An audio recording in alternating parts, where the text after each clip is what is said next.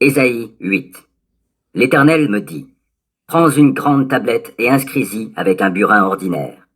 Maher Shalal Hashbaz, proche pillage, imminent butin. Je pris pour moi des témoins dignes de foi, le prêtre Uri et Zacharie, fils de Yébérekia. Je m'approchai de ma femme, la prophétesse, elle devint enceinte et mit au monde un fils. Et l'Éternel me dit, appelle-le Maher Shalal Hashbaz, car avant que l'enfant sache appeler papa, maman, on emportera les richesses de Damas et le butin de Samarie devant le roi d'Assyrie. L'Éternel me parla encore en ces termes. Puisque ce peuple a méprisé les eaux de Siloé, qui coulent doucement, et qu'il s'est réjoui à cause de Retsin et du fils de Rémalia, à cause de cela, voici que le Seigneur fera monter sur eux les grandes eaux du puissant fleuve. Ce sera le roi d'Assyrie et toute sa puissance. Oui, il sortira partout de son lit, et il débordera au-dessus de toutes ses berges. Il pénétrera en Juda, l'inondera et le submergera. Il lui montera jusqu'au cou, et le déploiement de ses flots couvrira toute l'étendue de ton pays, Emmanuel. Sonnez l'alarme, ô peuple, vous serez terrifiés. Prêtez l'oreille, vous les pays lointains. Soyez prêts au combat, vous serez terrifiés. Soyez prêts au combat, vous serez terrifiés. Élaborez votre projet, mais il sera anéanti. Exposez votre plan, mais il ne réussira pas, car Dieu est avec nous. Car voici ce que l'Éternel m'a déclaré lorsque, par sa puissance, il m'a saisi et qu'il m'a averti de ne pas suivre le chemin emprunté par ce peuple.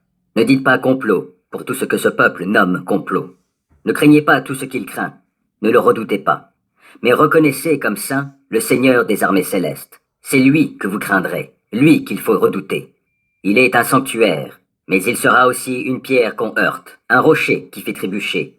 Pour les deux royaumes israélites, un piège et un filet pour les habitants de Jérusalem.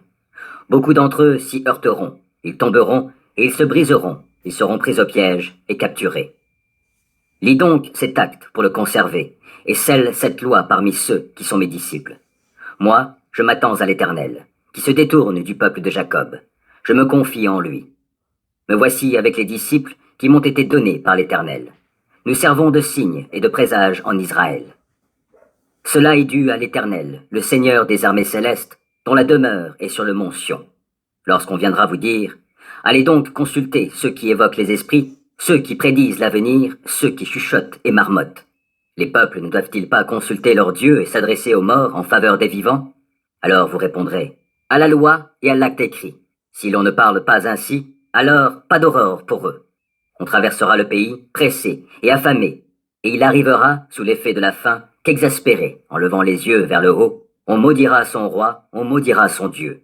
Puis, regardant la terre, on n'y trouvera que détresse, ténèbres, sombres angoisses, et l'on sera poussé dans la nuit la plus noire.